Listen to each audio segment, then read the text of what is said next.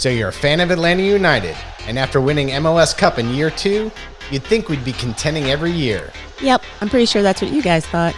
6 years, 3 coaches, an interim coach, Twice. and no legitimate runs at the title? What the hell happened? Well, you've come to the right place. Was it bad front office player management? Probably. Were the coaches all wrong? Yep. Did the tactics suck? Definitely. Didn't we already cover that? Yeah, but it's a new era with new hope and new questions to discuss. Is Dyla the answer? Are Lagerwey and Henderson the right dynamic duo? Or will they spend all our gam on another Miguel Berry? Join us as we drink wine, break it all down, and sort it all out. I'm Mikey Dobbs. I'm David Katz. And I'm Carmen Butler. And this is Season 7 of the ATL On Fire podcast show. Hey, everybody. Welcome back to another episode of ATL On Fire, the podcast where we talk all things Atlanta United and all things soccer. And we have the crew back together, Dave. Yay! Carmen, missing for 2 straight. Welcome back. I'm back. Hello, gentlemen. Thanks Good to be back. You ditched The your son's podcast went soccer off. game. You're dedicated to the fire. I was one of those people. I was like, I don't have anything on Tuesday. And then Katz was like, I prefer Monday. And I was like, crap, there's a Lakeside game, isn't it? Are you a Vikings fan, by the way? No, that's Lakeside. Lakeside. That's Oh, the okay. high I school. thought- Come on, Lakeside. Okay.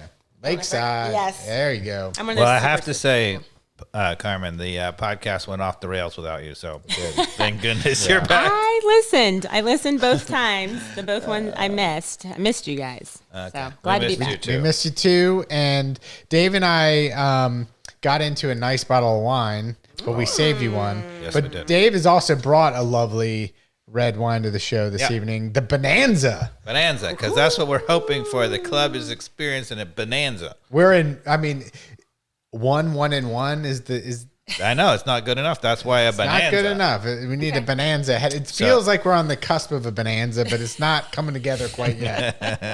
But this, So close. I'm going to take a second sip here and give you an Okay, so opinion. this is a California Cabernet from the maker from Camus Vineyards. I don't know if you know that one, Caymus. I don't know how to pronounce that, but it's like Camus Vineyards is like legit. Well, I approve. So that's what matters. Really good. Did you That's say really nice. Caymus? Yes. This But it's is not cheap. This is the wine that my rich boss at my last job, everyone would go to the Christmas party just to get this wine. Like literally, that's all we Well, did. they make multiple wines. This is not their most expensive from Okay. Camus, because otherwise that would be like, Okay. I can't afford that probably. I'd also like to say that Katz is like really fancy and knows his stuff because all of us, when we went to the party, were like, we're going for Camus. We're going for the Camus. I don't know. I don't actually know how you properly Or like the pronounce it. video said, just order the second least expensive wine, right? Yeah, exactly. Never order the cheapest Right, wine, right? right. But I could be a total Neanderthal here. Like, I don't really know how to pronounce it. Oh, I don't know, but it's good. Because I don't hang out with people who are fancy enough to have this wine. So I've never heard actually people properly pronounce it. I don't know. Well, spring is upon us, so a good trip would be up to Dahlonega, Georgia, Dave, to visit Wolf Yes, it Mountain would. Vineyards up in Dahlonega Plateau. If you guys haven't had Georgia wine, the best out there is Wolf Mountain Vineyards. And, if you're looking for events, go to their website. If you're going to get married soon, a great event spot to celebrate big occasions. Get up there to Wolf Mountain Vineyards. Amen. Heck yeah. Amen. And then if you don't want to make that journey up to Dahlonega and also like beer, Wild Heaven Breweries here in Avondale Estates is a great location. Also West End and the new location at Toco Hills, which is Dave and Carmen's spot for my barbecue jam. and a little closer to y'all. So Yeah. yeah. I had a work party there the other night. Yeah. How'd it go? Awesome. Good. And our friend Hayden has soccer games. If you're more of a EPL fan, there's games on that he'll be showing in the They had the an mornings. Atlanta United viewing party for this last game. Oh, there. very nice. Oh, okay. So just so you know, folks, you can probably go there and watch the ATL when we're on the road. Awesome. Very nice. So we've got 2 games to talk about. We went on the road to Charlotte 2 weeks ago and faced off against Zaha and the Charlotte FC team in his debut there, and ended up losing 2-0 after, I think, making it to halftime at 0-0. Correct. And then Well, past halftime. I don't think they scored till like 60 something. Past halftime is what I meant.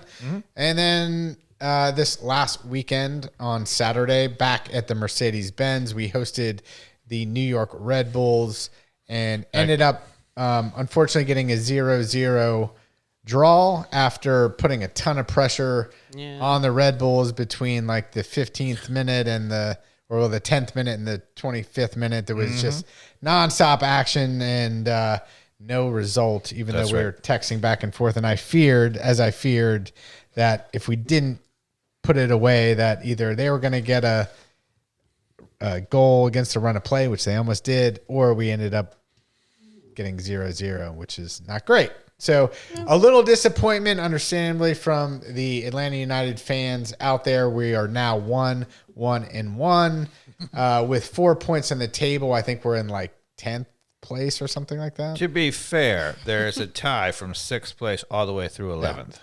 So that's early on, we're in 6th place and 11th place at the same time, Mike Adams.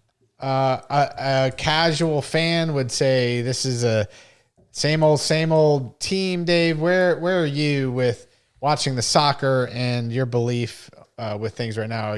What's your worried meter, I guess, between 1 and 10 on a scale right now, 3 games in, with the potential you were truly hoping for 3 weeks ago? Where are you? 1. Your worried meter is at 1. Yeah, I'm not worried at all. All right. Anybody who's watching the soccer, there's a lot of people out there like, look, we're having the same outcome as Pineda. Then it's actually the intrinsic, I think even Felipe Cardenas, tweeted out that, maybe people are realizing that there are more intrinsic problems in the locker room. I think that's a bunch of hooey, right? Actually, if you watch the soccer, anybody who thinks that we're the same team as what was under Pineda doesn't know what they're looking at. Carmen, not at all. Carmen, and I'm gonna prove this as we start to talk about that. So, Carmen, what's your concern level 1 through 10? Worried meter. What? I'll go 3. I'm not too worried. Not too worried, but I'm a little bummed. I got really excited to come down a little, but not too worried. What's yours, Mike? I would say between a 2 and a 3, 2, 3, especially early on here. I see so much potential of new guys playing together for the first time and kind of in a constructive way at 6s and 7s and not timing their runs in that offensive part of the field. I think once they sort that out and we get the confidence of really going on a run like we should have against the Red Bulls, like we should have at moments, even in the Charlotte game, I think it'll come around. But I will be worried in 2 or 3 more games if I don't start to see that potential come to fruition. Sure. But I think, as I said from the very beginning in the preseason podcast, there's going to be some bumps in the road for the first 6 or 8 games for sure. I mean, you have not only you have a brand new coach, but you also have a bunch of key players who are brand new. Right. So you got Latte Lot has not, he's been here, a week? Right? Click, has only been here a little bit of time, right? Matthew Edwards and Amador, all these guys are really playing together for the first time. We only got Amador back this weekend. He missed the first game. We still don't have let him back, and people plus or minus that, but we'll talk about that. But yeah, and I mean, I think, not to jump to the Red Bulls game right away, but I think that's what I noticed the most with all the opportunities we had in that game is just like realizing that it's just not enough time in real game situations for those guys to figure out their own timing and maybe being a little selfless or a little more of a teammate at sometimes and pass the ball at the right time to make things really work the way they should have. I just saw some mistimed things, which were clear that they just hadn't had that game level experience together to sort it out. Yeah, I mean, again, if you compare and contrast to the Pineda era where often we didn't get the ball in their box, and then even if we did, we were reduced to just crossing it. And when we crossed it, there was like one guy in the box who wasn't really good in the air. There were crosses in the air. If you look at our team now, we're getting in the box routinely. Yes. They are inside the box where there's balls that are, on the ground, whatever, that are close, right? There are multiple people in the box every time. We are turning the ball back over when they win it, right? This is a night and day. It's not even the same. And to be, I don't know, you probably know the stats better than me, but I think we actually have lacked the possession totals in all 3 games. It's been very close. It's been pretty close. But about 50-50. We're not totally trying to be a possession dominant team, but to your point, it seems like when we do have it, it's more productive. And, Pineda used to talk about XG all the time, how we out XG them, and that's BS. But because XG is like, it ain't really like, I often disagree with the computer in terms of what is an expected goal. But anyway, having played the game a long time. But in any case, we're out XGing them, but we're also getting quality chances that are deep in their box, that are in good players, right? Like, all right, come on. So let's get into the Charlotte game then, Dave. Okay. I'll be honest. I was a little drowsy while I watched that game, and the game didn't help my afternoon excitement about it. What was your take on the Charlotte game, which, the first half, it seemed like, it was at least actually pretty decent game to watch. We dominated, played pretty well, right? We outshot them 10-2 in the first half. Yeah. 10-2. First of all, 10 is a lot of shots in a half, right? And 10-2 is a dominating statistic on the road. When's the last against the Charlotte team that's supposed to be really amongst the top 5 or 6 teams in the league. I'd be interested to see how that compares to first halves of Pineda in terms of like shots on just shots. We never got shots. Yeah, we did. We got expected goals that didn't come with shots. And that's one of the things where I often disagree with the computer. They can give an expected goal or whatever if there's a chance in the box that nobody ever even gets a shot off. Mm-hmm. And you're like, let me know expected a goal if you didn't get a shot. Right? Or it's blocked or whatever. Anyway. In the New York game, I think we had 10 shots, seven on frame. Yeah, you know how many shots on goal they had? They had 5 or 2. I think it's 0. Oh, you're right. They did have 0. They had 0. They didn't have a shot on goal. In the first half? No, game. Red Bulls had 0 on target. They had one good chance. But it wasn't on goal. The guy skied it over from the 6-yard box. I don't think Guzan made a save in the whole game. Jeez, okay. 0. So, again, because Pineda would be like, oh, we're unlucky. We had dominated. They would get up the field, and they would get a goal. But first thing they would do is get a shot on goal to get a goal, right? Yeah. And we did give up, you might say it's similar because we dominated. They got up the field a little bit, but they didn't get up the field very much. And we didn't give up a shot on goal. So that is also very different. Yeah, very. So the Charlotte starting lineup, do you recall who we came out with? Yes. I mean, so the thing that was surprising was Click was not in the starting lineup, and people were like, what? And it turned out he was sick. Yeah, he had a cold. But other than that, it was so Fortune played for him instead of Miyamba, who actually played for him in the second game against Red Bulls. So why didn't he play in the second game? Yeah, is he still sick? I feel like he's back. He was on the bench. I'm going to guess that he had a pretty nasty cold. Okay. They said that he maybe even had the flu. Okay. And I think he's back, but maybe not, still a little feeling it. Got it. Yeah. Didn't make it into the practices as much as Yeah. So I think it's fine. No problem. And that'll help him. He's not a young guy at the end of the season. A little fewer games early on is no problem. But the rest of the team has been the same, as Zach's saying. Guzan in goal. And you had actually in the first game, because there was no Amador yet, we had the double nightmare that is Abram and Williams on the same side. Whoop, whoop. Yeah. So, and if you're going to notice where things happen, it's on the double nightmare side. We'll get to that. But anyway, so Abram was playing left back. And to be fair to Abram, he's not a left back, so he's playing out of position. But he's not good, and he's not a left back. So that's double bad on the double nightmare side. Yeah. Anyway, all right. And then Gregerson in the middle and Edwards on the right, and the young player making basically his third game. Yeah, making young mistakes, which we'll get to. We'll get to. Yeah. Mm-hmm. Then the double pivot, in this case, it was Fortune and Sleaze instead of Click and Sleaze, the Polish pivot. Well, look at you coming up with all the names. Yeah. Well, no, that's Mikey Dallas. I coined that while you were gone. Yeah. Well done, sir.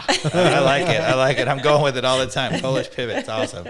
And then the Miranchuk Almiron, Saba, and Latte Lath. Yeah. It picks itself. Yep. So that was the lineup. And what's your weakest link so far in because we've had to play without Lennon. We're playing Edwards. We've got to play with Williams. I'm assuming those two are on your list. The nightmare backside, left backside. Abram and Williams was awful. But Abram was out of necessity, Yeah. right? So as soon as Amador came back, he started and played the whole game, basically.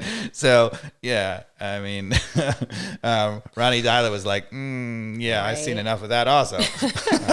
So he made a change.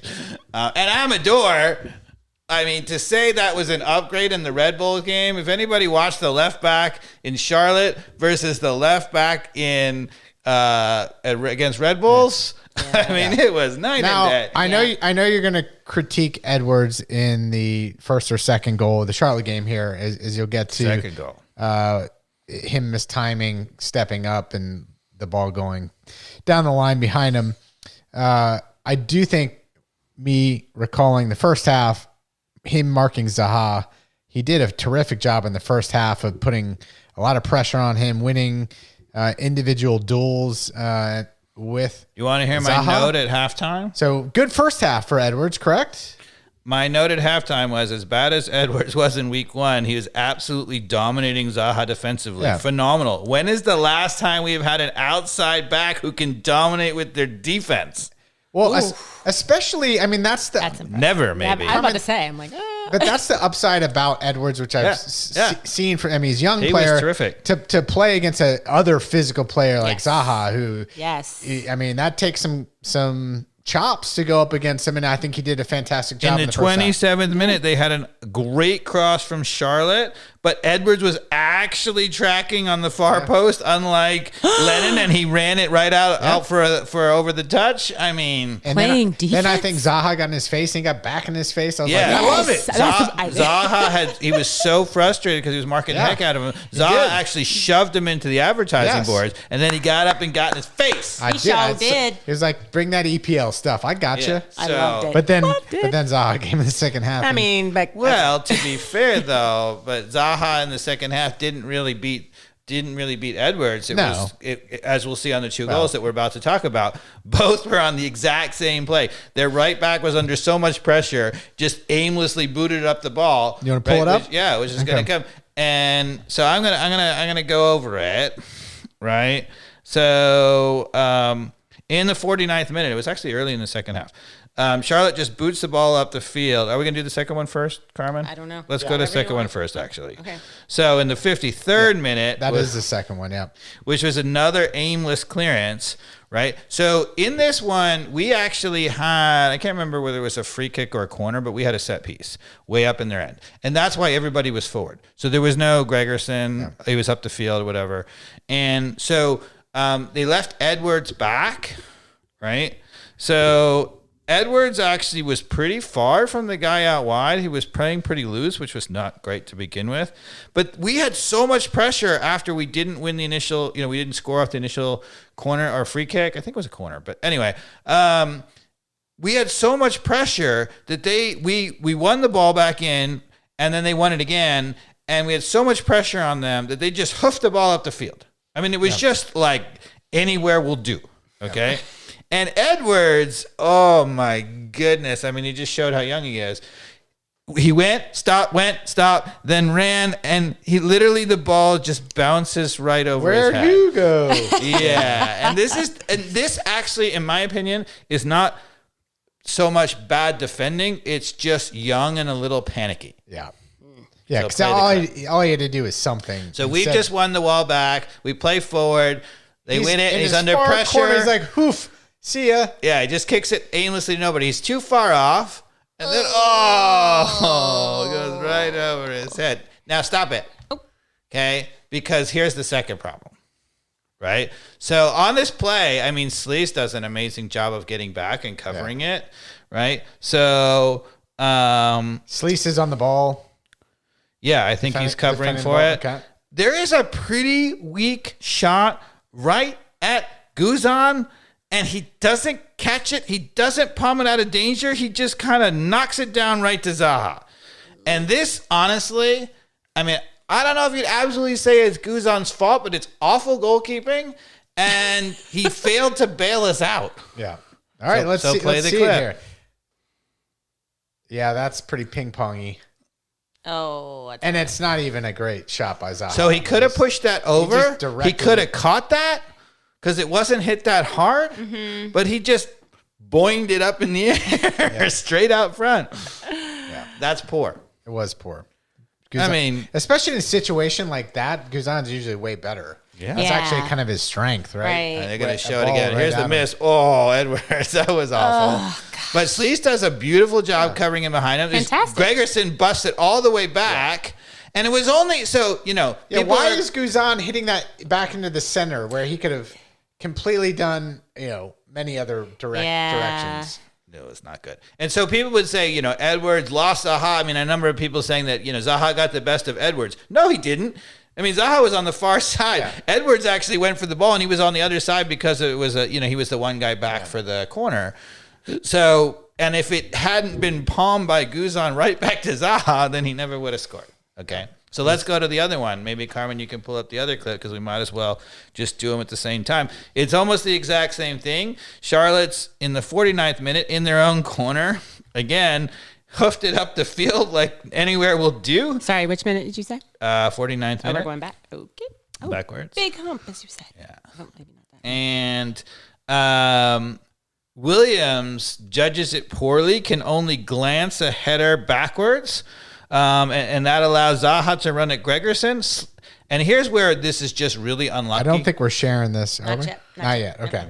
So this is where it's really, really unlucky. Sleaze does another beautiful job of getting back. And what he's going to do is he's going to poke the ball away, Sleaze is, and he pokes it right to the Charlotte player who otherwise would have been offside, right? And that's why he's in on goal. Does this look right? We'll see. Yeah. We'll see what happens. Here comes Sleaze all the way back, and he's the one who pokes it to the guy. Oh, unlucky. That's unlucky. And I believe, they'll show it again, I think. I believe if you watch that, when he pokes it, I think he would have been offside if he had just played it there. But because it was off of Sleaze, then it's off of our own. Right? Yeah. Here's where they're about to kick it up. Boom, he just hoofs it up the field. Now they're missed that header, which was awful. That was Williams. Right? Then he comes back in, and right at this second, he's off. Yeah. He would have been off. Like why is he heading that back into the middle? Like, play it off the back of your head, out of bounds or something. Yeah, Williams. So that ball, if you go back a little bit to where it was kicked in the corner, Carmen. So see if you can freeze it right before he kicks it out of his own corner. Back before the hump. You can go all the way back. Hump? Yeah, they see the hump. Yeah, right there we go. Okay. I could have done it too. Yeah. Love the hump. Oh, I went a little too far. Yeah, you're okay. Let it run. Just let it run. I got it. All right. So right here where he's about to kick it, right? So he kicks that under pressure just aimlessly from his own 18. Yeah. Okay? And watch how far the ball travels. That's a boomer, like, rec league, kick it out of the back. Yeah, he was under pressure, and he just anywhere will do. But with the ball that high in the air from that far back, as a center back in MLS, you cannot misjudge it and head it backwards, right? Watch this go in the air, right? You can count it. It's like up, up, up, up, right? You can't. I mean, that's just misjudged and poorly. He heads it backwards, right? Yep. I mean, again, do I blame Williams as the main thing on that? No. I think ultimately, actually, the defending here was not too bad. It was just really unlucky that Sleaze actually got back and poked it right to the offside guy. I mean, he created danger for our own team. He's a boomer ball. Like I said, all you had to do is play it off the back of his head, like get it outside. But instead, he plays it right into the center where there's two Charlotte guys running down the center. I mean, you can see now he has no choice but to head it backwards at this point, but it's because he reacted late. Right. That's it. Yeah. Right. If you read it really quickly and reacted, he should have been back and heading it forward. Yep. Right. Now, our defense is very aggressive up the field, right? And so that's something that we have to get used to a little bit. But at the end of the day, so one of the things I want to say, I mean, this is my comeback to those who think that we are not better than the Pineda era. Okay. One of the things that I used to criticize the heck out of, and you guys were there, so you can verify this, right? So I used to criticize the heck out of it, is we would give up those counterattack goals, right? Or we'd give up goals. And many, many times, nobody got beat, right? They would either have a counterattack and Williams would be backing up and the guy would cut across the middle and just score, or there would be a cross out wide where we left him out wide. They played it out wide. They had all day to serve. They would serve it in and the guy would just win the header, okay? That is not what happened here. Okay. So first of all, right, Williams, hit the header. And then even after that happened, him and Gregerson were both back. Sleaze got back in, right? And it was only an unlucky deflection that went to the open guy. Nobody got beat. Totally.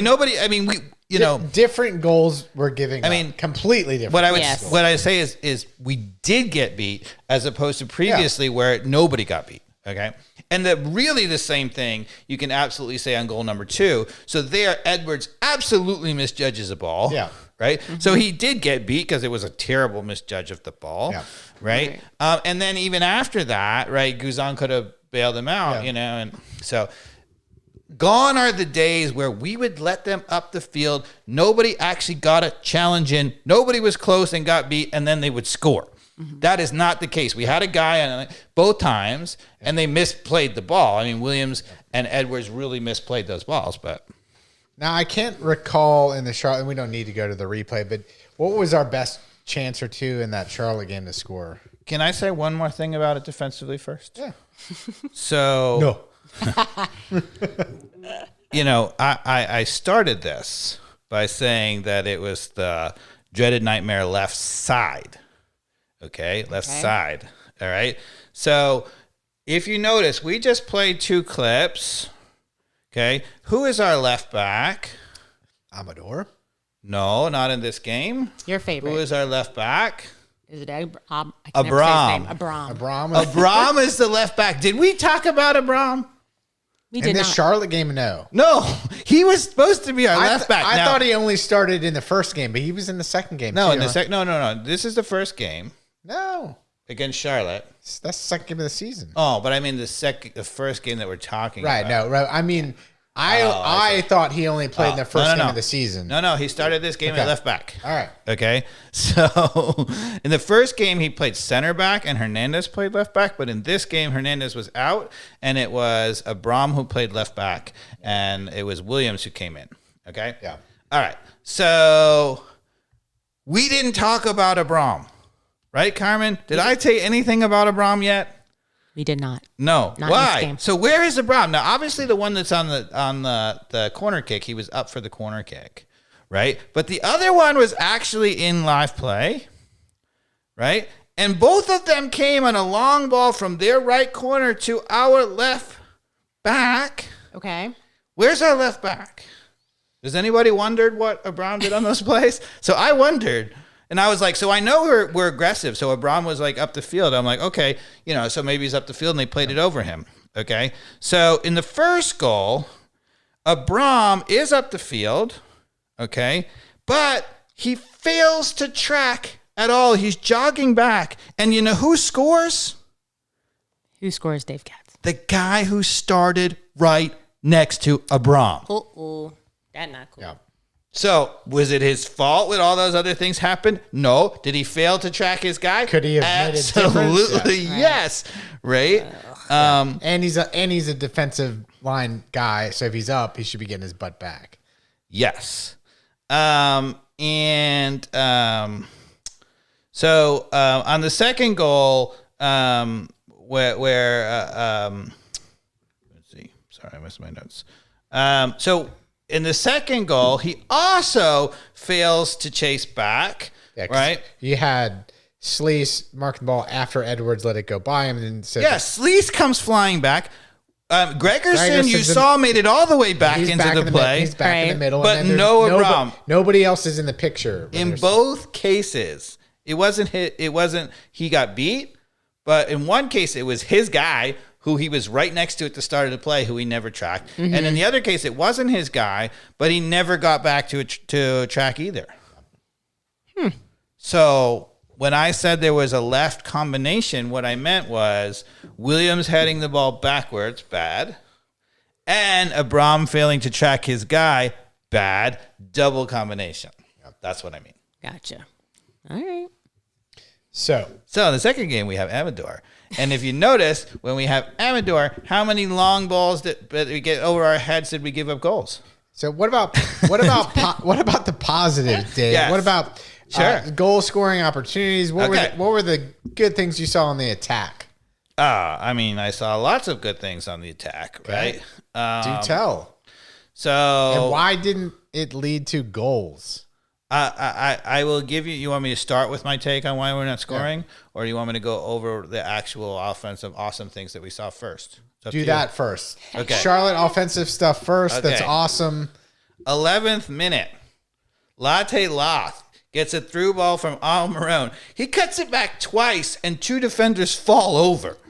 Yeah. I mean, he made them look so silly. Now, the third guy did come back and slide and block it, and he maybe took a little too long. But, oh, my goodness, is he good on the ball. Yeah. Right? Because most of the time when you get one-on-one, you get the cutback or whatever, you make the defender fall over, he's going to score. Right. Okay. So that's also awesome. 17th minute, everybody's criticizing our designated player, Miranchuk. He had an amazing one-touch slip ball to Almiron at the top of the box, who walked in and then just slammed it into the goalkeeper. Now, Almiron is not really a finisher. He tends to do that sometimes. He hits the post a lot. He hits the goalkeeper a lot. So that's, not so great. In the 33rd minute, we had a ball that we played backwards to Guzan. Everybody's like, oh, we shouldn't play backwards, right? There's all this critique. And even Ronnie Dyla said, oh, we play backwards too much. We played the ball backwards, and then we proceeded to put on a combination of 11 consecutive passes that ended up in their 6-yard box. Ooh. If we had scored that goal, I mean, the goalkeeper made a save, but it would have been the goal of the season. I mean, it was unbelievable. I recall. It was absolutely stunning, right? 39th minute, Saba out wide with a great move. He hits a cross. It gets deflected. Latte Loss is first to react to it and absolutely hammers a volley that did go about 2 or 3 yards over, but that thing was like he a went missile backwards and hit a missile. That was impressive. Right? I mean, how many times did we see that from our friend Miguel Berry? You just had to mention him. You just had to piss off. How many times did we see that from Marseille? Well, anyway. Where did you say he got traded to? Where did he go? Columbus. Columbus. Yeah. Which, who, by the way, is doing better than we're expecting. They're doing much better. 42nd minute, Saba and I can't remember who else it was. We're combining on the break down the left. I think it was Amador. No, because he wasn't in this game. I forget who it was. Anyway, it was Saba and Almiron, because Almiron came across and they forced it. It was a beautiful combination. Almiron saved again from close range. Sleaze wins it right back at the top of the box. I mean, this guy's poking the ball at our own 18, and he's winning the ball at the top of the box. So people who are like, oh, Sleaze isn't that good, he didn't deserve to be on the team. When you put him at the defensive, because last year, when Pineda started messing with him, like playing him in attacking midfield, which he has no business to play, and he was kind of going up and down, it wasn't so good. Okay, all right. But at defensive midfield, he was amazing, and he still pops up. He wins the ball right back. He gets it to Saba, and he has a great chance that he actually shot it to the far post. It was going in. The goalkeeper was completely beaten, and the defender cleared it off. Okay.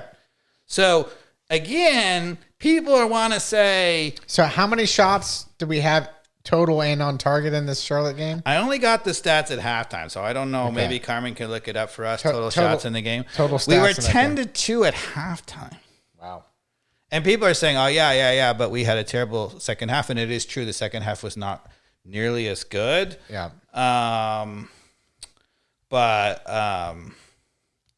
Yeah. I want to say, now I can say we can go to the Red Bulls game first, but if you want me to tell you what is wrong with our offense, I can tell you. So total of 10, so we didn't get any shots in the second half. No, we have 15 to 10. Oh, sorry, yeah, so I had it back. We outshot them 15-10 on the road against the best defensive team in all of MLS. Only 3 on target, and we had 5. 58% possession to their 42nd, which a lot was after they got the lead, but still. On the road, the Charlotte's like, oh, we dominated you, all their fans. So you didn't watch the same game I did. Do you think it's because of what I said at the beginning of the show that we're not clinical enough in the final third because we're getting opportunities more than we've ever seen under the era of Pineda? We got shots on target. Yep. Clearly in moments of the game we're recycling the ball, putting pressure on in certain windows. Yep. That's exciting. It's different. It's disappointing that we're not converting it. And to me, what I watched is like, oh, I see a bunch of players that just don't have it figured out together chemistry wise. And it's the little things that, to be honest, it's kind of hard to coach that. I think you just need the minutes in the game to sort itself out. One thing I will say is that, one critique. So first of all, we are playing our outside attackers inverted, right? So Almiron is a left footer playing on the right, and Saba is a right footer playing on the left. So they're playing inverted, okay? Saba's left footed. Saba, I thought was left-footed. He's really like ambidextrous, whatever the foot word is that for that, whatever that is. Great question. But he has said, I heard him on an interview, say that Dominant? actually his better foot is his right foot. Okay. But he takes like corners with his left foot, so it's hard to, it's not like. But anyway, technically he's inverted. But anyway, what that means is that he's also the kind of player who's not just going to push it down the wing. So they are going to tend to come inside. Right? Yep. And they're going to combine, which is awesome because they're going to combine with Latte Loth and they're going to combine with Miranchuk. And you've seen the freedom for them to go across. And they've created the magical overload that Pineda was always trying to get with just the stupid bombing outside backs. They've created it just naturally. And in a way that the defenders are not ready for it. And it's working much better. Yep. Okay? But when you do that, when you have a lot of guys coming inside, some people are critiquing that, okay, they're running into each other and they're tight, right? And that can happen too. What you need is, if that's going to happen now, what you need is the Pineda airplane, okay? Yeah. What you need is, you don't need it very often. Coming up. You don't need it very often. You don't need it. You certainly don't need it all the time. You certainly don't need it early just standing there, but you need it that moment where they drift inside and they're on the ball, then they go. And in the first 2 games, right, or in these last 2 games that we're talking about, you had a Braum, which was never going to do anything going on that run, never, right? And then you had Edwards, and Edwards did get forward and got in those positions, but his service. See, I'm gonna disagree with you right now. Okay. I hear you, and while having another overload from your fullback could create more pressure to create a better opportunity, I see like Pee-wee soccer type opportunities with the talent that we have that's already up there. Those 4 can do it. I agree. We don't need the overload. Well, you need it. You don't need it I certainly don't want airplanes. No. But what I'm saying is, I don't think in those moments of the game for us to be able to score, we ever needed the airplane flying up. I think it just had to do with that little decisions that weren't clinical enough amongst those really talented players. Well, what I'm pointing out is that if you do it right, so first of all, what they're doing is only one of them is ever going at a time. Hallelujah. How many times did we say that, Carmen? Yeah, a lot Why of times. do we need both? You don't need both. You certainly don't need both. And then they're picking their moments and going forward at the right time. Now, we haven't even seen Lennon on it. I think Lennon's going to be better. But so Amador, when he came in for Braum, was way better doing that. And Edwards was doing it. But Edwards, his final product when he got there wasn't that great. Now, he could get better. But if those moments, if Lennon had been on the ball, what I'm saying is that's going to give us an extra 2 or 3 outstanding chances and ups our chances of scoring goals. I just feel like, Dave, what I'm seeing is our front 4 are so far forward all the time, that overlap is unnecessary. And if anything, and because you've got, let's say, Saba on the left or Almiron out on the left and or Saba out way on the right, it's more the timing of them passing it to each other. And I'd almost rather the fullback just be another body to come into the center of the box and finish it. Seems to be more of like, if I'm going to have them airplane, I want them to airplane into the center almost, because I feel like the players we have can get it done. I'd rather Almiron and Saba be crossing it than Amador and Edwards. Well, there are two ways you can get forward, right? One is you win the ball up the field, which we're finally starting to do. When you do that in this system, those guys are back. And so, no, there is no other guy. It is Saba or Almiron out wide in those spaces and getting it.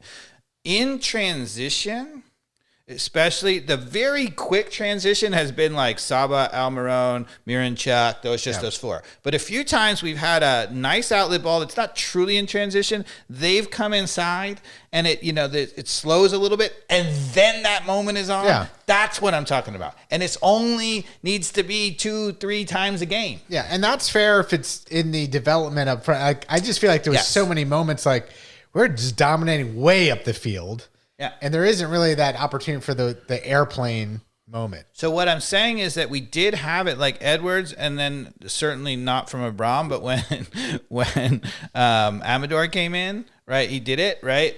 And what happened was Edwards, and then actually there was a couple moments late in the game when Cobb came on for Edwards at right back. He had an opportunity to put a beautiful cross in, and he delivered a decent cross, but it was like 2 yards behind the guy, and we didn't get it, nothing. So I'm saying that I actually think you might be, you get ready for it. Uh-oh. I think Lennon is an upgrade.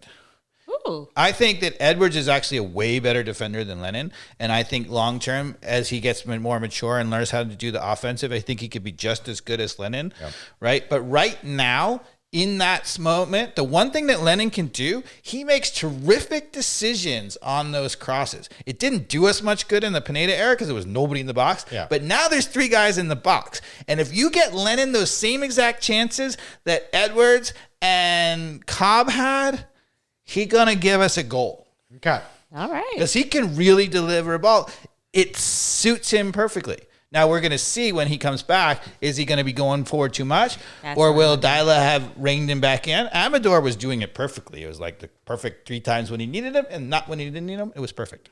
So I'm going to take us to the Red Bulls game. Okay. So Red Bulls at Mercedes-Benz, last Saturday? Yes. 7:30 kickoff. That's correct. And did either of y'all go? I can't remember. I was there. I did not. Okay. Dave, you went. How was that atmosphere? Great. Good? They didn't have the top open, but it was sold out and full. 45-ish, something like that. Okay. All right. And what's your overall take on that game, which ended up 0-0?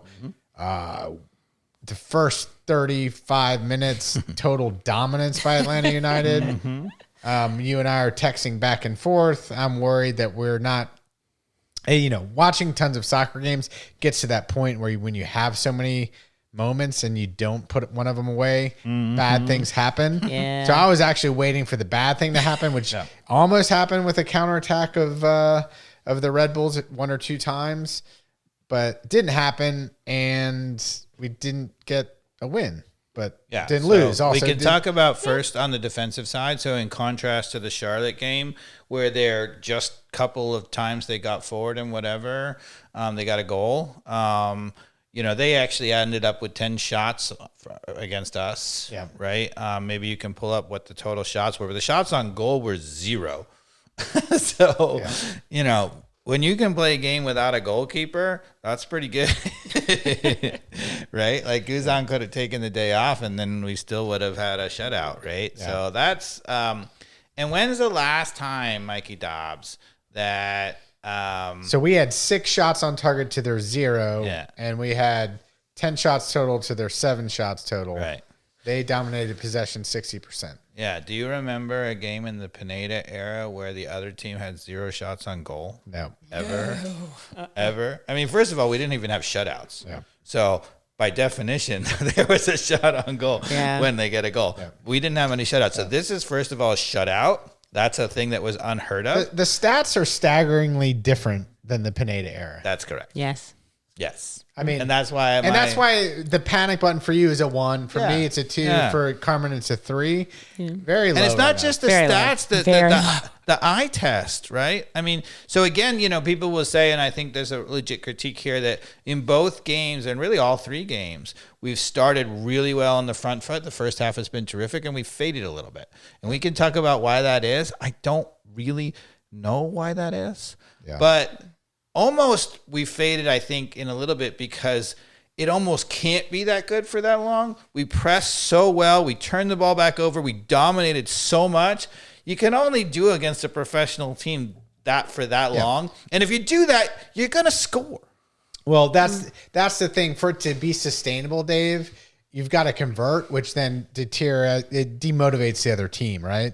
Right. You have to demotivate the other team by making it 2-3-0, and then keep the defense solid, right? And then finish the game off. And consistent with what I was saying about Click just being the code or whatever, he comes on in the 76th minute in this game, which is what you would do if you had a guy who was clearly not ready to go because he was been sick all week. But I remember I just watching the game on Saturday, just being so thrilled in that joyful 20 minutes of soccer. When's the last time we saw Atlanta United play like that? So, Tata, 2018 it didn't MLS winning season. That's exactly when you saw it. Fans, it didn't happen. We didn't score. We had a disappointing 0-0 tie at the end of it, but you didn't see soccer like that in the last 3 years. And he already in the first podcast, if anybody, if you guys listened to it out there, we went over tactical board and we showed this hole that was in his system. There's this hole out wide, particularly up the field, and already they've started to close down that hole, which is a really good sign. Yeah. Ronnie Dyla's seeing it also. Right. Dave, under Pineda, we kept seeing week after week after week. Here's the problem. Here's the problem. Here's the problem. Nothing. And by the way, go back to our last podcast. Dave does a tactical board breakdown of just how aggressive our front line is in pressing, which demands that the rest of the defense presses too, which is the press, which we've talked about many times. But boy, oh boy, our two forwards, Latte Loth and Miguel Almiron and Miranchuk, right? The 4 of them are just up in a line, putting pressure on the back line. And it's just like, and they were talking about that in the Red Bull game. They're like, it's just so hard for the Red Bulls to figure out how they break that, because it's such a high risk if they screw it up with those 4 players, they're going to get stabbed. Maybe, Carmen, you can go to the 68th minute. It should be in the highlight package. I'm going to show you what I'm talking about, the final ball being what I think is kind of the problem. Okay. And a little bit of that is the guy who ended up on the final ball. In this case, it's Noah Cobb who ends up on the final ball. It's not really the guy you want. But if this is Lennon on the 68th minute, we can keep talking while you find it. If it's Lennon, then it's a goal. Yeah.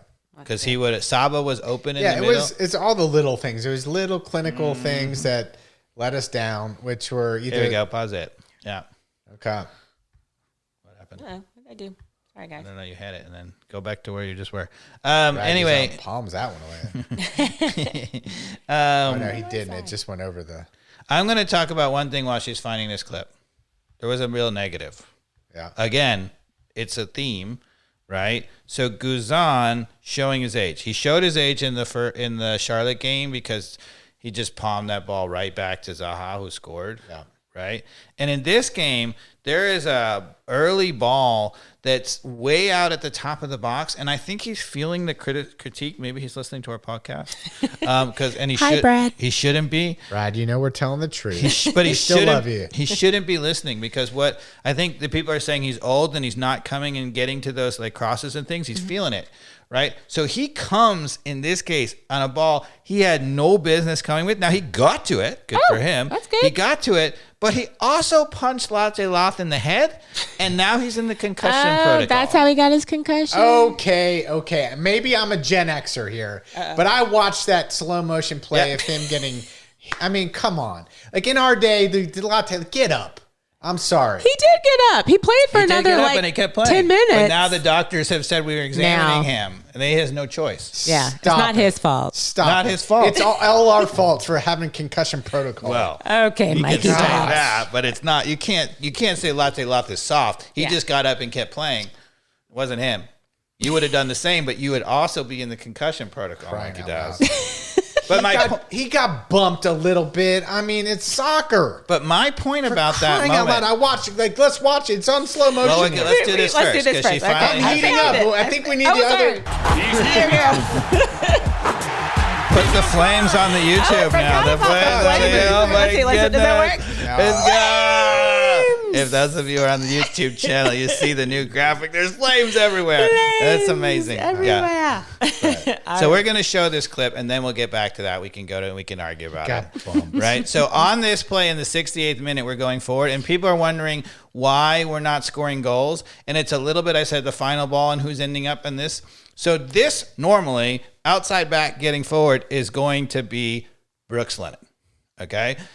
It is not in this case. It's Noah Cobb. Right? And watch how open Saba is, and watch how Cobb hits the ball a little bit behind him. And it's no offense to Noah Cobb. He's not really a right back, but he shows why he's not Lennon. Play the clip. Miranchuk with another gorgeous ball out wide. Pause it. Okay? Do you think Lennon is putting that ball on Saba's head? No. Come on. No, I'm being dead serious with you. You think he is? Yes. I don't think that's the right ball. He's all you have to do is bend it out in front of him, either on the ground I don't think it's a header. on the header. I don't think it's a header. But I'm saying my point is, does Lennon connect with Saba for the open shot at the 6 yard or at the 8 yard? More likely than Cobb. more likely. Yeah. Yeah, I think if you're going to criticize Lennon, and people criticize him a lot, I think you also have to say what he's really, really good at it. He's really, really good at making that ball. Yeah, I think the curling softball for him to run onto on the ground is the right ball, which is a very difficult pass. Yeah, but that's the right one. But I think because the defender is in actually a really good angle right here, he's making it difficult to square it to him. And he's putting enough pressure to say, okay, if you go on goal, you're going to have a bad angle on the goalkeeper here. I think that, I don't know. Let's see what he does first. He gets it across, but he puts it a yard behind him or like behind him, and he ends up has no chance to score. Play it. Yeah. He can't score that. So he basically tried to square it. Yeah. He didn't try to put it behind the defender. Right. He tried to put it square. That's exactly right. Which is the wrong decision there. Correct. I think. Got to put it out in front. I agree. Yeah. But Lennon puts that out in front, and he scores that, and we walk off with a 1-0 win. Yeah. That's the difference. But that's a slight difference that's only happening now, and it got better already with Amador because Amador was way better. I will be honest, looking at that angle, that was a difficult angle for anyone to put the ball to Saba right there. Oh, yeah. I think it would have had to been a very delicate ball behind. To be honest, where we paused it, I actually think was ever so slightly late. He could have gotten there a little earlier, and I think Lennon would have attacked it more and hit it earlier. The way that he got to the ball, all those things had to change to create the better angle on the defender. I agree with you. But I think we did Cobb a disservice there, pausing it a little bit late because Lennon would have gotten there a little earlier and hit it out in front earlier. Yeah. Okay. Yeah. So fair. Okay, so now you can go back and find the Guzan incident, which was...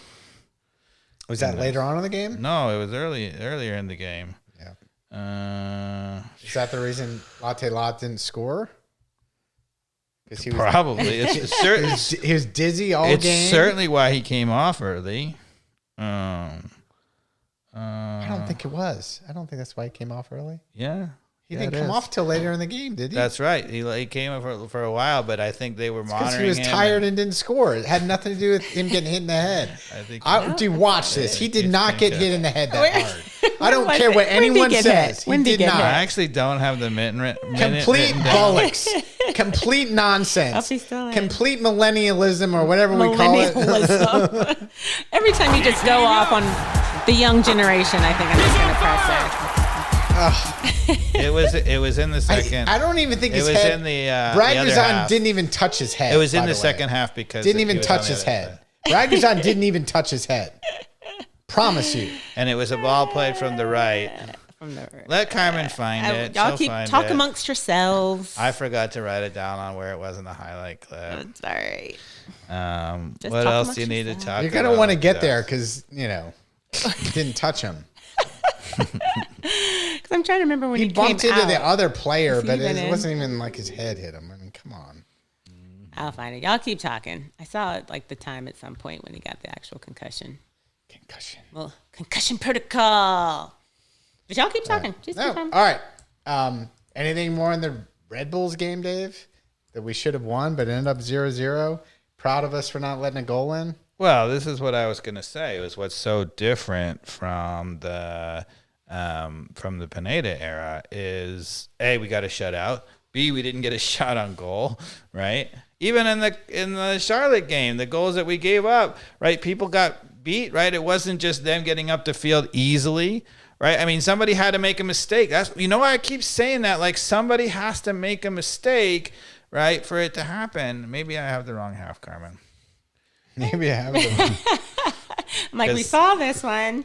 It must have been the first half because it's backwards on the clips where I was remembering. I think it was. It was definitely the second half because they would have, I feel like, checked it was out. the first half. I think it was the first half. Really? Yeah, because he didn't get hit in the head, so it had nothing to do with the concussion, which is why he played the rest of the game. That's my point.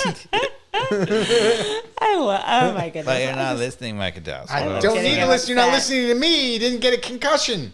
I love getting him upset. It makes me happy. There it is. That's was right this here. it? Stop. Oh, There it okay. is. Wait, here we There go. it is. All right. Here we go. All right. The long-awaited. Here we go. Let's go. He probably really got knocked, right? Let's see. All right. Is Sure, this a he got- Gen Z thing or is this what are we calling millennial? What are we? I don't even know.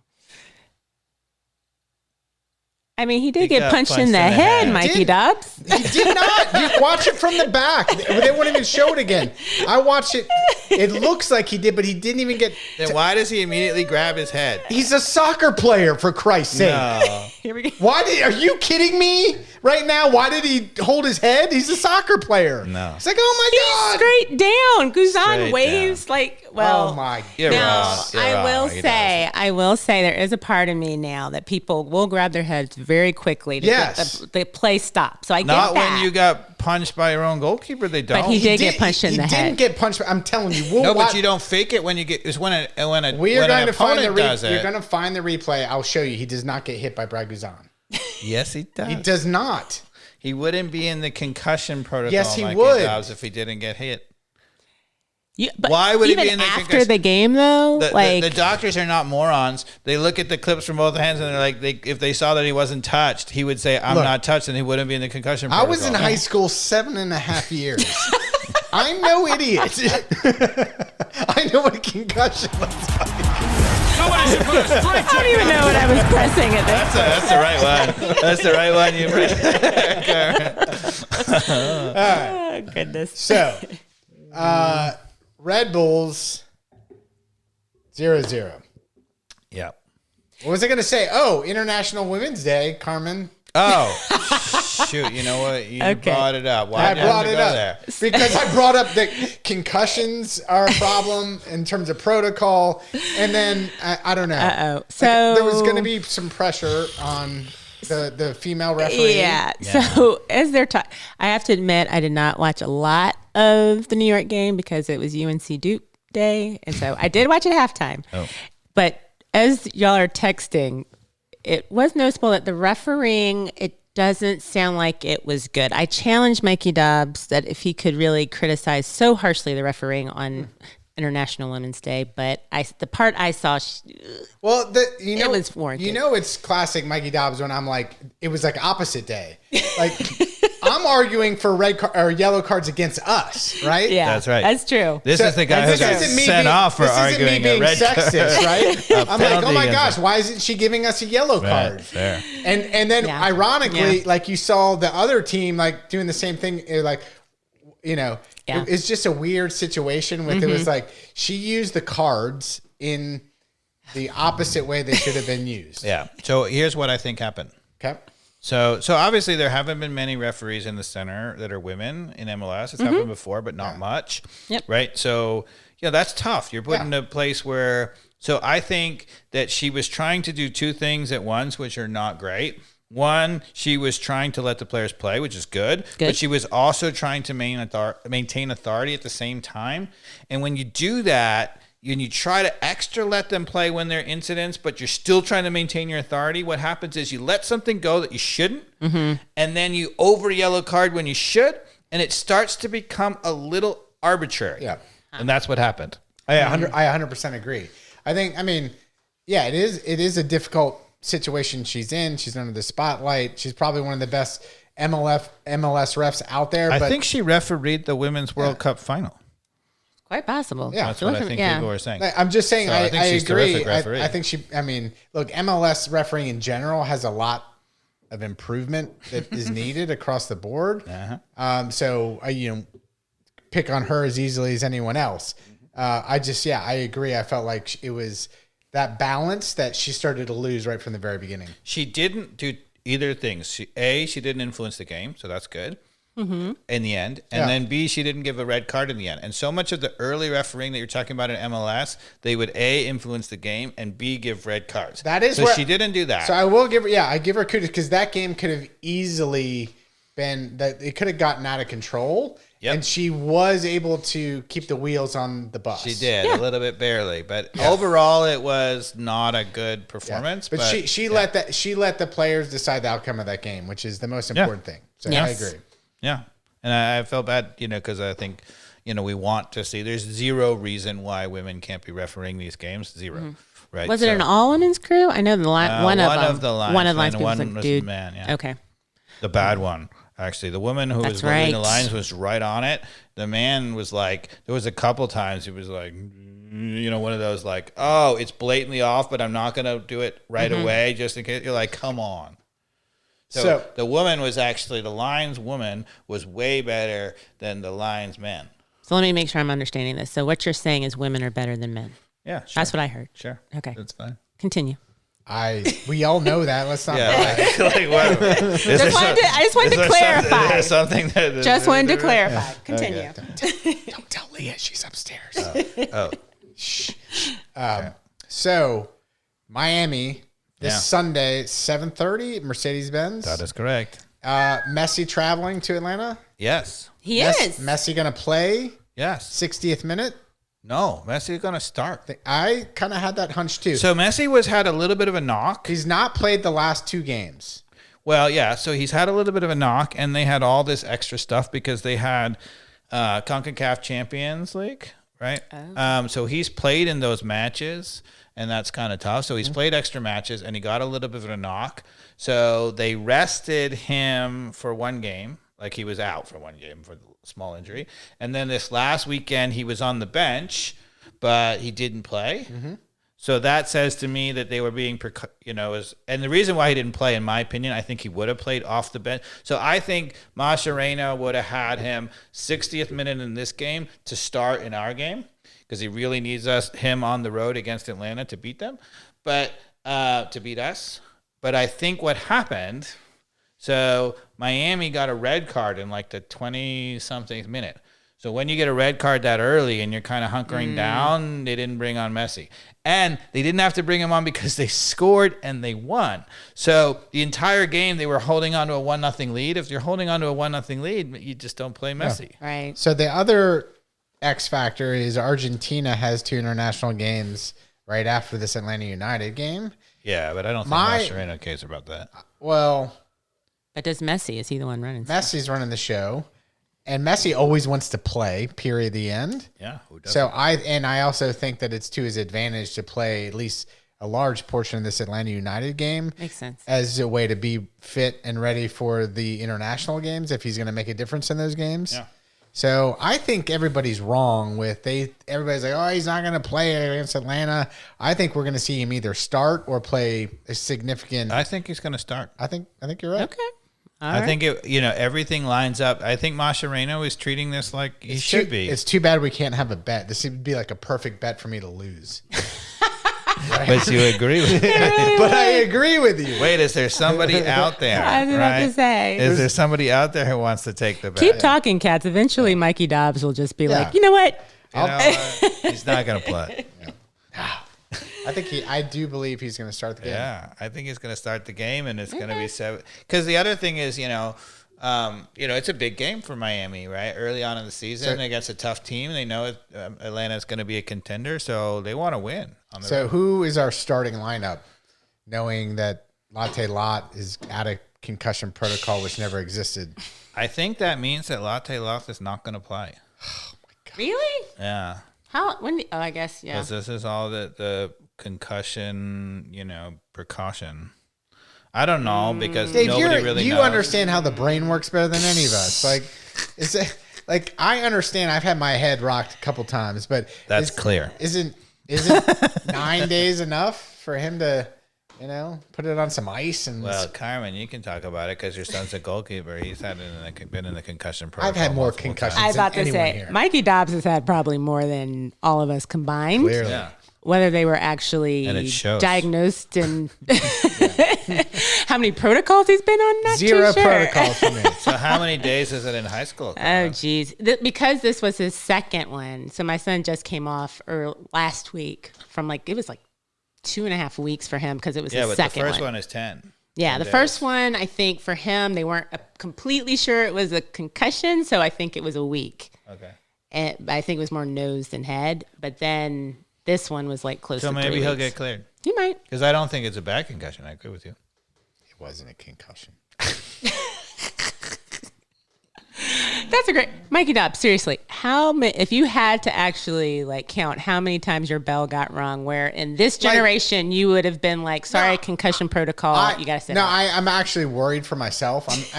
Jokes aside, I've had some very bad concussions from a lot of dumb stuff. Not just soccer? Mainly snow skiing. Okay. Just absolutely ringing my bell. Before the days of helmets and with the days of helmets, both. Helmet doesn't. I've come down from Mikey Dobbs. 20 feet and bounced my head off of the snow. geez. Hard, right? I've the other things that aren't podcast news here. I have to say, to show you that there was no concussion protocol, when I was playing youth soccer growing up, and I was 13 or whatever, I got my bell rung, got hit really hard, hit the ground. I think hit my head against the ground as well as being hit in the head, right? Right. Had some issues, right? And came off the field, and it was a big game. And it was pretty late in the game, so the coach really needed me, and he was like, okay, how are you doing? And I'm like, I'm totally fine, whatever. And he put me back in the game, and I started to go the wrong way, to attack our goal, and they had to stop. Isn't that what you normally do? Yeah. And the coach did say you have to come off, but there was still no concussion protocol. If there's ever evidence that there was a concussion there, when you're going the wrong way, I thought we were checking the other goal. I feel like people of our generation, if you played soccer, you had at least one concussion that no one really called a had two. concussion. I think I had one bad one where I actually ran into the freaking goalpost. Yeah, And goalposts will do it. You would think. You want to hear the How other? did you get your concussion though? You want to hear the other one? In That's soccer, really embarrassing. What did you hit your head on? That one was just I got hit and then I hit the ground, I think. But Okay. I have a really crazy concussion story.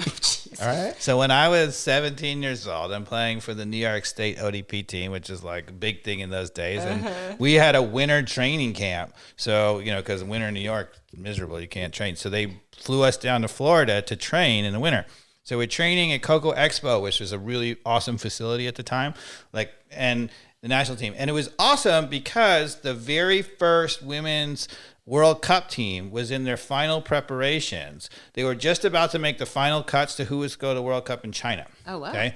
So we were down there, they were down there, and their coach, Anson Dorrance, who was the coach, asked if we could scrimmage the women's national team. So I got to play 2 scrimmages against the women's national team. I played against Mia Hamm, and I played against Michelle Akers-Stahl, and I got to play against Julie Foudy, and all of them. Okay? So late in the second game, I was playing center midfield. Okay. Late in the second game, There's a ball played through. I made a perfectly timed run, Mikey Dobbs. It was glorious. Mia Hamm smashed you. No. So I get behind their defense, and I'm running in on goal, right? The goalkeeper, Brianna Scurry, who was not the starting goalkeeper. I think she was the backup goalkeeper. Who was the starting goalkeeper? I don't remember. You have to look it up. I'll look it up. And was fighting for a final spot. She comes like 30 yards out. I gave her the dip of the shoulder, go right by her. She just lowered her shoulder, and I wasn't expecting it because it was a scrimmage. Yeah. And she was fighting for a spot on the team and put it right into my head. I don't remember anything. I'm sorry. Wait, let me just make sure. So you got a concussion from Brianna Scurry? That's correct. I'm like giddy right now. That's what happened. I got knocked out by the women's national team goalkeeper. Sounds like you forgot what happened. I don't remember anything for like. So for all we know, you made this story up. Well, I remember running in. I remember everything up until the moment, and I was like showboating a little bit. I like gave her the leg, and I'm going to walk it in, kind of thing, right. against this girls' team, like show them. And at the time, so we ended up with a 2-1 victory and a 2-1 loss, I think. And I think in the second game we were losing 2-1, and I was about to tie the score. So I was like, "This is awesome." And in those days, no anything. My story is not as exciting where I almost lost my junk. I was in England and playing Kidderminster, which I think they're in like the first or second now. I know they were in the FA Cup, made a run a couple of seasons ago. But yeah, probably second or third division. And this guy came out and just cleaned me. And I thought I lost my important jewels because it was they didn't want to lose to a bunch of Yanks. Of course not. So, no concussion, but that would have been worse. Yeah. Thank goodness. You have lovely children. Thank you. That would have been the moment. They would have been gone. The locker room quickly. Man. I'm just so giddy that Kat's got concussed by Brianna. Okay, sorry. Right. Continue. So, all right. Back to Miami. We went on a rabbit hole there, which I love. Are we going to win, Dave? Against Miami? Messi's starting. Luis Suarez is scoring goals. Anton Griezmann's coming over the summertime for enforcement. You hear that rumor?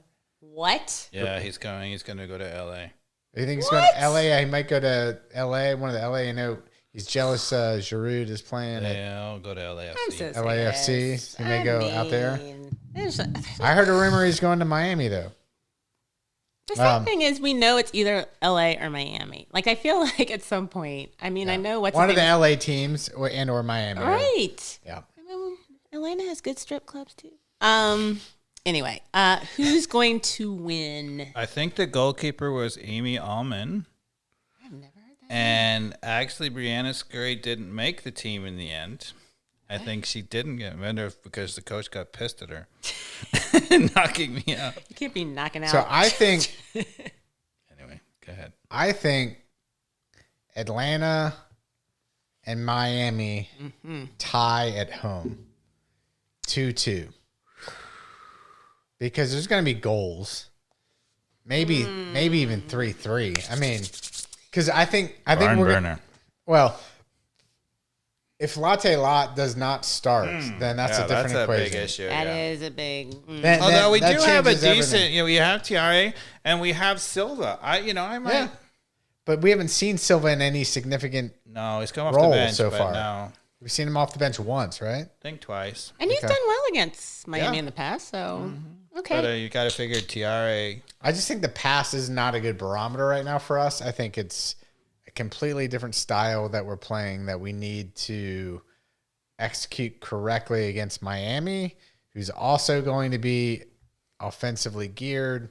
It's going to be an interesting matchup, don't you think? Yes. I mean, it's going to be a wild game because both teams are so front end heavy with the major flaw in the back that I think maybe we'll see a little bit of a chess match in the first half, Dave, of teams really slowly feeling each other out? Or do you think we're going to see both teams just be super aggressive? I think we're going to see. I mean, we have to be aggressive, right, Carmen? I think aggressive. I think we do have to come out and try to score. I mean, we got to score. Got to score. So we may as well come out aggressive, right? Yeah. Okay. So just answering the question.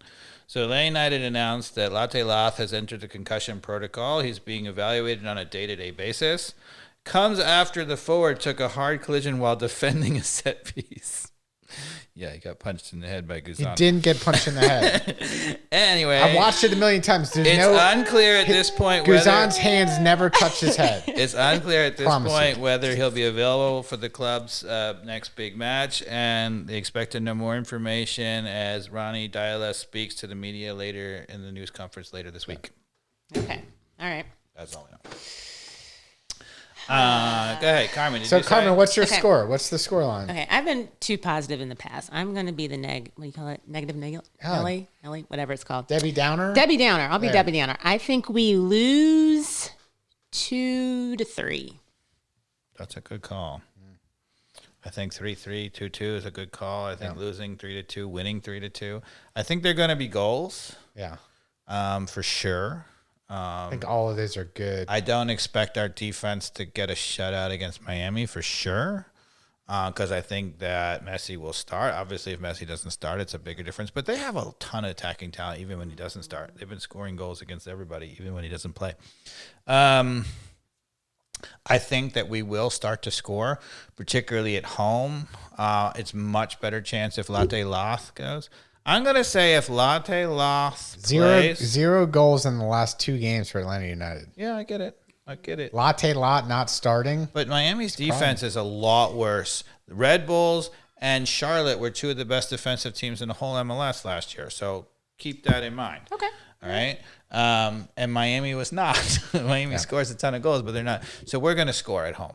I've been saying we've been going to score 3 goals and it's coming, but I'm going to say no. And Rios was in goal for Miami in the last game. Oh, my I don't know if he's going to be starting. Wait, I'm sorry. Rios Say Novo. what? Rios Novos was in Yeah. for Miami in the last game. Where's their real So keeper? pathetic. Yeah. He was hurt. I think, Don't or know where he something. is. I don't know whether he come back. But anyway. Oh, Yeah. I was that's- going to say we're due. We're going to start scoring 3 goals at home regularly, but I think we're not quite ready to that. I've been predicting a little more, so I'm going to say 2 goals for us. okay. I think, and it obviously depends if Latte Lath plays. If he doesn't, then maybe downgrades. I think that Miami's going to score. I don't see us giving up less than 1. They're probably going to give up 2. So I'm going to go 2-2 draw. Okay. 2-2. All right. All right. But Well, I think a high-scoring game that can go either way is a valid call. yeah. All right. Well, I'm going to go positive then, since just to be positive, 3-2 Atlanta United. I was going to go 3-3, Yeah. but I'll go 3-2 Atlanta United. All right. Because I do feel like watching the Red Bulls game, something's got to click. It's coming. It's coming. Just like in that game, click the goals starting will click. click. The Polish pivot's back. Yeah, and that makes a difference. I mean, actually, he's away. Should but we make some pins that say the Polish pivot? Or I like it. We got to do something. sticker for sure? Did you know that Gregerson, being is Norwegian? Norwegian, I think. He's Norwegian. He played for Solskjaer. Ole Gunnar Solskjaer. Yeah. Yeah, he was his coach. Yeah. And Briefly. In just Norway. briefly. Prior to being. But they're Man friends. United. I saw an interview with the 2 of them, and so Solskjaer knows Ronnie Dyla and knows his coaching, and Right. so really they're all and Gunny's from the same town as Gregerson. Well, there's only so many towns. There's only so many It's towns. Norway. It is Norway. It's a small country. You're like, oh yeah, you ski down that hill to this town. Eh?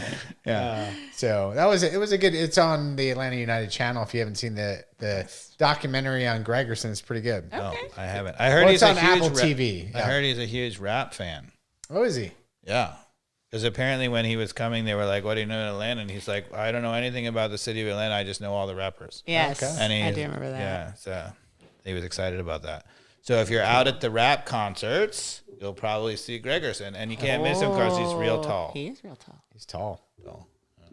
So, all right, we've got a mixed bag on the results, but goals are coming on Sunday. 1-1-1, which is not a terrible start. Not and awful. I think the take home is those out there who say that it's nothing different than the Pineda era, maybe 1-1-1 is not, but if you're watching the game, you're nuts because it is a totally different side. Now, that doesn't mean that we're not going to have problems. I think we're still going to have a little bit of bumps up and down before we get it right. Maybe even we don't. We haven't seen Dyla that enough to really know, but it's still, even if that happens, it's still way better than the Pineda era.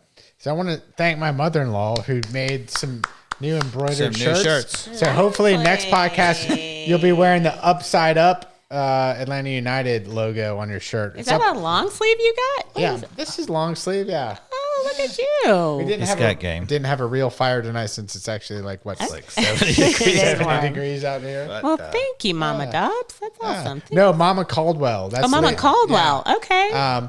But does one of your kids need a shirt? Oh yeah. And by kids, that means I need another shirt. Yeah. You need whoever the best Carmen needs whoever two. the best fan of the podcast Carmen's is. the classiest amongst us. She should get 2. Yes, she get 2. Ah, thanks. All right. I think we talked about all. Anything on European soccer? It sounds like Man City's going to get a new stadium, I hear. Man United. Man United, I'm Yes. sorry. Yeah, Man Really? I Man didn't. United. Really? They announced they're going to build a new stadium. I missed that. $2 billion. It's New Trafford. No more Old That's Trafford, the joke. it's New That's Trafford. the joke. They're not. To be fair, they need a new Trafford. They need a something. the stadium's still good, but yeah. I mean, No, they just need something different right now. I don't know. did you hear? I mean, talk about something different. I don't know if you noticed this. So Anna Reem, Oh, geez. What? God bless him, and I'm not a big fan so far because he's just so tactically rigid and it sucks and it doesn't fit the players that he has and we're doing terribly and he refuses to change it. He's like, they will bend to my will. Anyway, he did change something. Uh-oh, what did he say? So classically at Old Trafford, Man United would attack in the second half to the Stretford end, which is the supporter section, is super loud and exciting and whatever. And he has instructed the team to attack to the Stretford end in the first half because they've sucked so badly in the first half. He wants them to get going more, and that's his solution. They picking the opposite side of the field to start when they win the coin toss. Genius. I mean, like That's what it is. if that's what you think the problem is, then I mean that kind of sounds like a Pineda solution, doesn't it? Oh my goodness. I mean, seriously. But I mean, so we were laughing. But one of the reasons why it came about, why people figured it out, not only did people realize, the people who know that they always pick this one side at home at Old Trafford and they pick the other side. But the other thing about it is Bruno Fernandes, the captain on the coin toss, he won the coin toss and immediately started laughing. So the people were like, what were you laughing about? And he's like, well. Yeah. So back to Mike Dobbs' dumb bets, right? Ooh, yay. Right. I'm always good at that. But Oh. do you remember the bet between Dave and I about Nottingham Forest finishing ahead of Man City? Yes. Right? Yes. The week after that bet, right? Oh, that's why ours. Okay. Nottingham Forest wins like 7-0 against somebody. That's right. Yep. And then City loses to somebody. So I'm That's like, right. all right, that's a good start. Right? Right. Because I'm going to need all the luck I can get in this one, right? Like I know the deck is stacked against me, but I like a bad bet. You always do. Right? You always do. This last weekend, Nottingham Forest and City go head to head. They did? And who comes out on top but Forest? Yeah. I know. So I at least have a 4 point cushion. It's right only now. a 4-point cushion. cushions. And Yeah. there's like Yeah. 10 to No. play or 8 to play or something. Come on. But the nice thing is it's a different kind of meltdown City than I've ever seen this year. It's fun. It's a meltdown forest is what's going to happen. It's But there's no sign of it yet. No, they haven't. Not even They like a played glimmer really well. of it. And your boy Nuno Espirito Santo, who's Yeah. a really good coach. We Yes. said he was a good coach at Wolves. You and I both agreed that. why he they got bombed rid of at him at the Tottenham. Wolves. Why did they? They should have done everything they could have to keep that guy. I agree. The only thing that happened to him at Wolves is Jimenez broke his skull, and that Yes, really hurt that was the team. that was like the That was not his fault. Yeah. Not his fault. Not his yeah fault. that was it was like his bad juju after that. Yeah. Yeah. Where is Raul now? He's playing for someone. He's kind of gotten better. Fulham? Is he at Fulham? Yeah, he's still in Premier League, I think. That's his name. Anyway, He's playing pretty Raul well. Jimenez. He's back in form. All right, we talked about it all. When you get to Jimenez breaking his skull, you know you've talked about it all. Yeah. Would that be a concussion protocol? Barely touched him. Barely touched him, Mikey Dobbs. Well, I mean, did you see that? By the way, did you see the clip that I sent you? The goalkeeper, right? Which one? I look at all your stuff that you send. I sent the YouTube clip. It was one of the greatest rushes of blood to the head ever in the FA Cup. He came out and it was one of the, I don't know what team it is because it's for the FA Cup, one of the sides that I get a lot knows. of links in my. He literally karate chopped the guy's head. Oh, I did see that. Oh, I missed that. Oh, I sent it to you. Yes, I did Obviously, see you don't care that much, but anyway, I sent it to you. If you look back on our thing, you'll see it. It was one of the great rushes of blood to the head ever. I thought you'd really appreciate it. Okay. I mean, the goalkeeper was really.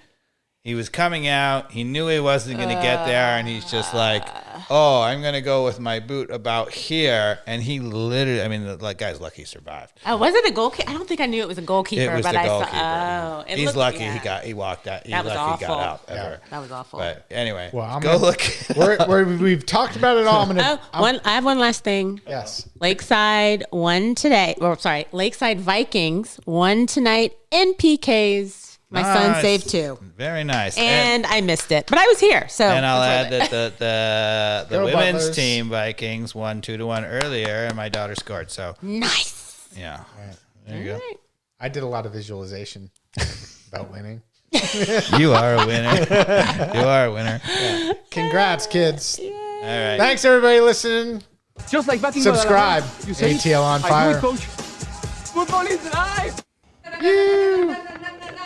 Danny Rojas, Danny Rojas. Danny